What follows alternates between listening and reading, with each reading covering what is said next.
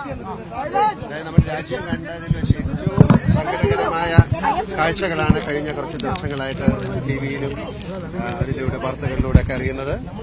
വളരെ സങ്കടകരമായ കാര്യമാണ്. അത് അവിടെ പോയി കണ്ടു കഴിഞ്ഞാലേ മനസ്സിലാവുള്ളൂ അതിന്റെ വ്യാപ്തി. ഒരുപാട് പേർക്ക് നിമിഷ നേരം കൊണ്ട് കുറ്റവരെയും ഉടയവരെയും വീടും സ്വത്തും എല്ലാം നഷ്ടപ്പെട്ടു. പക്ഷെ നമ്മളെല്ലാവരും ഒരുമിച്ച് ചേർന്ന് അവരെ സഹായിക്കുന്നു എന്നുള്ളത് വലിയ കാര്യമാണ്.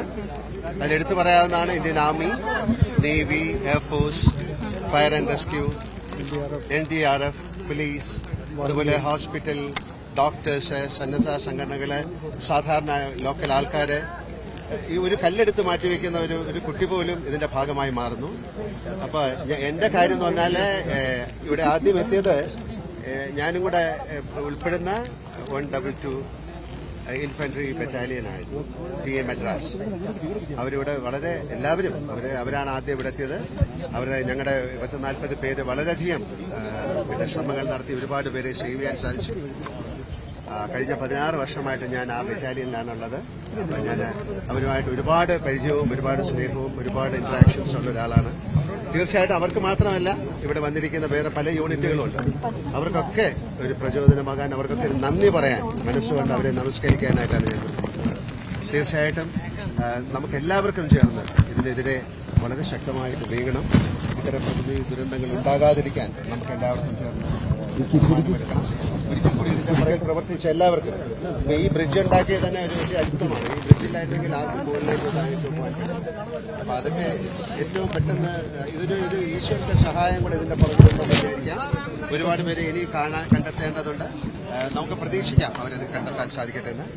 അതിലുപരി എനിക്ക് പറയാനുള്ളത്, ഞാനുമായിട്ട് അസോസിയേറ്റ് ചെയ്യുന്ന ഞങ്ങളുടെ ഒരു ഫൗണ്ടേഷനുണ്ട്, വിശ്വശാന്തി ഫൗണ്ടേഷനാണ്.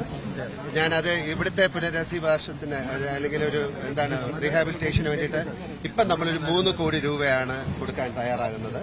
തീർച്ചയായിട്ടും അത് കഴിഞ്ഞിട്ട് അതിന്റെ സ്ഥിതിഗതികൾ നിരീക്ഷിച്ചതിന് ശേഷം വീണ്ടും ഇവർക്ക് എന്തെങ്കിലും പണത്തിന്റെ കാര്യങ്ങൾ ആവശ്യമുണ്ടെങ്കിൽ വിശ്വശാന്തി ഫൗണ്ടേഷൻ വീണ്ടും പണം കൊടുക്കുന്നതാണ്. അപ്പം നമ്മളൊരു 3 കോടി രൂപയുടെ ഒരു പ്രോജക്റ്റ്, ഒരു പുനരുദ്ധാരണ പ്രോജക്റ്റിന് ഞങ്ങളിപ്പം അനൗൺസ് ചെയ്യാണ്. ഞങ്ങൾ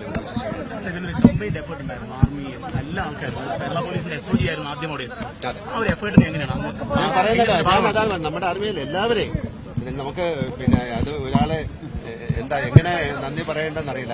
അവരുടെ ജീവൻ പണയം വെച്ച് മറ്റൊരു ജീവനെ രക്ഷിക്കുക എന്ന് പറയുന്നത് അതാണ്. ഇതിന്റെ എല്ലാ കാര്യങ്ങളും മറന്നുകൊണ്ട് ഒരു സഹായിക്കുക എന്ന് പറയുന്നത് ഒരു വലിയ കാര്യമാണ്.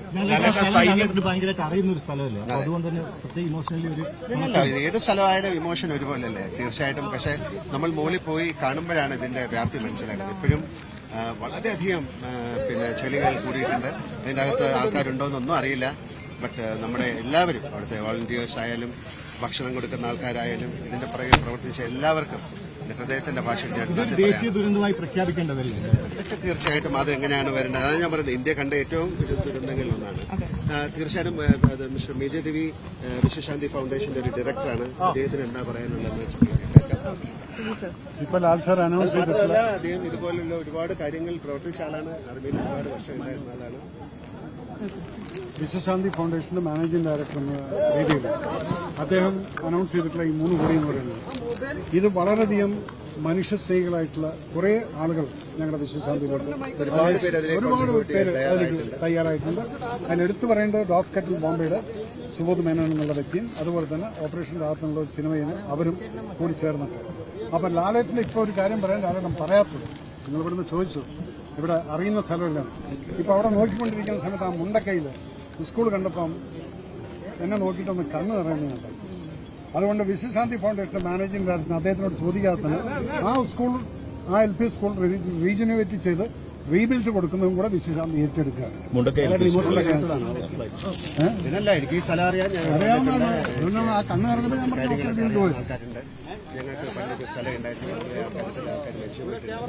ഈ ദുരിതാശ്വാസ പ്രവർത്തനത്തിന് എല്ലാവരും ഒറ്റക്കെട്ടായി നിൽക്കേണ്ട ഒരു സാഹചര്യം കൂടിയുണ്ട്. ഈ സ്കൂളിലൊക്കെ 50,000 കുട്ടികളാണ് മിസ്സായി പോയിട്ടുള്ളത്. ഒരുപാട് ഇമോഷൻ നമ്മൾ ഇന്ന് കാണുന്നുണ്ട്. ഇനി എങ്ങനെ മുന്നോട്ട് പോകണമെന്നാണ് ആഗ്രഹിക്കുന്നത്? അതാ ഞാൻ പറഞ്ഞത്, നഷ്ടപ്പെട്ടത് ഒന്നും നമുക്ക് തിരിച്ചെടുക്കാൻ പറ്റില്ല. ഇനി മുന്നോട്ടുള്ള അവരുടെ ജീവിതത്തിനെ നമുക്ക് എങ്ങനെ മെച്ചപ്പെടുത്താൻ പറ്റുമെന്ന് നമ്മൾ തന്നെയാണ് ആലോചിക്കേണ്ടത്. നിങ്ങൾ നിങ്ങൾക്കും ആലോചിക്കാം, എല്ലാവർക്കും ആലോചിക്കും, ഒരു ചെറിയ കുട്ടികൾക്ക്. ലാലേട്ട, സൈന്യം എന്നതിനപ്പുറം അമ്മയുടെ പ്രസിഡന്റ് കൂടിയാണ് താങ്കൾ. ഈ ഒരു ദൌത്യത്തിൽ അമ്മ എങ്ങനെയായിരിക്കും? തീർച്ചയായിട്ടും അത് നമുക്ക് വേറെ കാര്യമാണ്. എല്ലാവരും തീരുമാനിക്കും. Thank you.